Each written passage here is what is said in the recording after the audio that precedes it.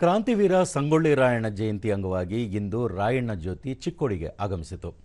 ನಗರಾಭಿವೃದ್ಧಿ ಅಧ್ಯಕ್ಷ ಲಕ್ಷ್ಮಣರಾವ್ ಚಿಂಗಳೆ, ತಹಸೀಲ್ದಾರ್ ಸಿಎಸ್ ಕುಲಕರ್ಣಿ, ತಾಲೂಕು ಆಡಳಿತ ಅದ್ದೂರಿಯಿಂದ ಜನಪದ ನೃತ್ಯಗಳೊಂದಿಗೆ ಜ್ಯೋತಿಗೆ ಸ್ವಾಗತ ಕೋರಿದರು.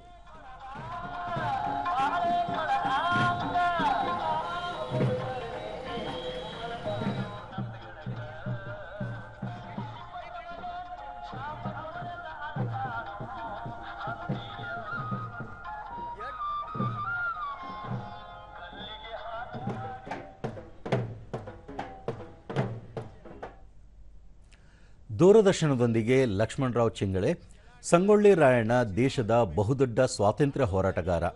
ಇವರ ದೇಶಪ್ರೇಮ, ನಾಡಿನ ಭಾಷೆ, ನೆಲ, ಜಲದ ಕುರಿತು ಜಿಲ್ಲೆಯಾದ್ಯಂತ ಅರಿವು ಮೂಡಿಸಲಾಗುತ್ತಿದೆ ಎಂದು ತಿಳಿಸಿದರು. ಎಲ್ಲರಲ್ಲಿ ಕೂಡ ಮೂಡಿಸಬೇಕು. ಸಂಗೊಳ್ಳಿ ರಾಯಣ್ಣ ಮಾಡಿದಂಥ ತ್ಯಾಗ ಮತ್ತು ಬಲಿದಾನವನ್ನು ಈ ಸಂಗೊಳ್ಳಿ ರಾಯಣ್ಣ ಉತ್ಸವದ ಮುಖಾಂತರ ಸ್ಮರಿಸ್ತಕ್ಕಂಥ ದಿನ ಆಗಿದೆ.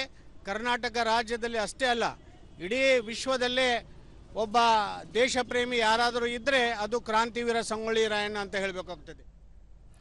ಸಿಎಸ್ ಕುಲಕರ್ಣಿ, ರಾಯಣ್ಣನವರ ಹೋರಾಟ, ದೇಶಪ್ರೇಮ, ಬಲಿದಾನಗಳು ಯುವಜನರಿಗೆ ಪ್ರೇರಣೆಯಾಗಬೇಕು. ಹೀಗಾಗಿ ರಾಯಣ್ಣ ರಥಯಾತ್ರೆ ಹಮ್ಮಿಕೊಳ್ಳಲಾಗಿದೆ ಎಂದು ತಿಳಿಸಿದರು. ನಮ್ಮ ನಗರಾಭಿವೃದ್ಧಿ ಅಧ್ಯಕ್ಷರಂತ ಚಿಂಗಳೆಯವರು ಭಾಳ ವಿಜೃಂಭಣೆಯಿಂದ ಅಲ್ಲಿ ಆಚರಣೆ ಮಾಡಿ ಈಗ ಚಿಕ್ಕೋಡಿ ತಾಲೂಕಿಗೆ ಕರೆತಂದಿದ್ದಾರೆ. ಚಿಕ್ಕೋಡಿಯಲ್ಲಿ ಸಹಿತ ಎಲ್ಲ ಸಮಾಜದ ಮುಖಂಡರು, ನಮ್ಮ ಮುಖಂಡರು ಆಗಮಿಸಿ ಈ ಜ್ಯೋತಿ ಪೂಜೆ ಕಾರ್ಯಕ್ರಮಕ್ಕೆ ಆಗಮಿಸಿದ್ದು